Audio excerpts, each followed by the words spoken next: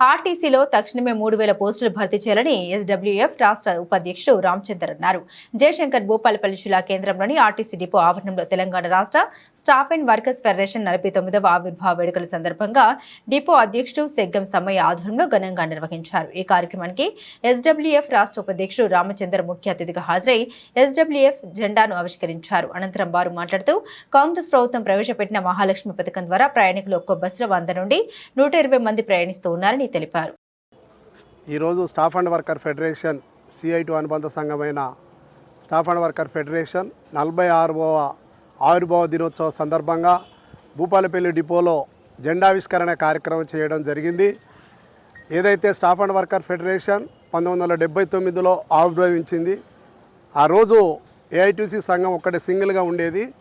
కొన్నాళ్ళ తర్వాత ప్రభుత్వం మేనేజ్మెంట్కు వర్కర్ ట్రేడ్ యూనియన్ మూమెంట్స్ విషయంలో యాజమాన్యం ఏదైతే దాడి చేస్తూ ఉందో దానికి అనుకూలంగా వర్కర్లు విడిపోయి మేనేజ్మెంట్ పక్షాన ఉండడం, కొన్ని సంఘాలు మేనేజ్మెంట్ పక్షాన ఉండడంతో వర్కర్ల సమస్యలు సాల్వ్ కాకపోవడం మూలంగా కొన్నాళ్ల పాటు ఓపిక బట్టి అదే సంఘంలోకి వెళ్ళి ఇలా అయితే సమస్యలు పరిష్కారం కావు, ఏదైతే ఐక్య ఉద్యమాల ద్వారానే కార్మికుల ఐక్యత ద్వారానే సమస్య సాల్వ్ కావాలనే ఉద్దేశంగా 79లో స్టాఫ్ అండ్ వర్కర్ ఫెడరేషన్ ఆవిర్భవించింది. ఇప్పటి వరకు 46 సంవత్సరాలు. అప్పటి నుంచి ఇప్పటి వరకు 2021లో చంద్రబాబు నాయుడు గారు గవర్నమెంట్లో కూడా 21 రోజులు పోరాటం చేసి కొన్ని రాయితీలు సబ్సిడీలు తీసుకోవడం జరిగింది. అదేవిధంగా 2005లో రాజశేఖర రెడ్డి గారు ఉన్నప్పుడు కూడా 5 రోజుల సమ్మె చేసి ఐక్య పోరాటాల ద్వారానే కొన్ని సమస్యలు సాల్వ్ చేసుకోవడం జరిగింది. 2019లో గత ప్రభుత్వం కేసీఆర్ గారి హయాంలో 54 రోజుల పోరాటం చేయడానికి కారణం ఐక్య ఉద్యమాలు అనేది ఒక ఎజెండాగా తీసుకొని ఇవాళ 54 రోజుల పోరాటం వీరోచితంగా పోరాటం చేసి ట్రేడ్ యూనియన్ మూవ్మెంట్ ఏందో అనేది గత ప్రభుత్వానికి తెలియజెప్పడం జరిగింది.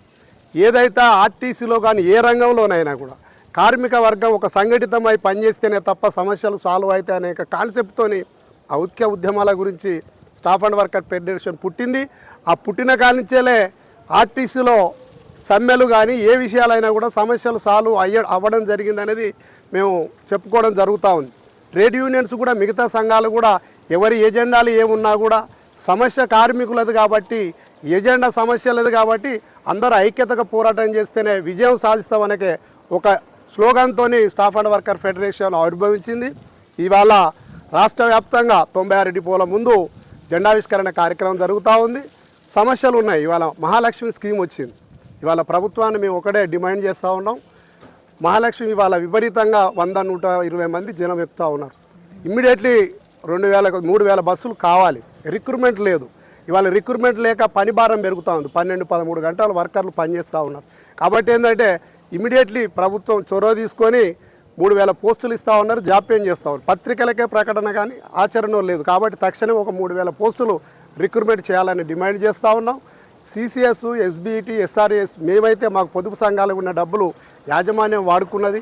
ప్రభుత్వం చొరవ తీసుకొని ఆ డబ్బులు మాకు ఇవ్వాలని మేము కోరుకుంటూ ఈ అవకాశం ఇచ్చిన